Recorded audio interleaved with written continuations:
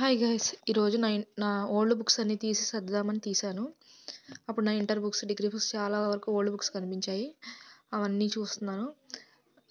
మీ దగ్గర కూడా ఇలాగ ఓల్డ్ బుక్స్ ఏమైనా ఉంటే కామెంట్ చేయండి.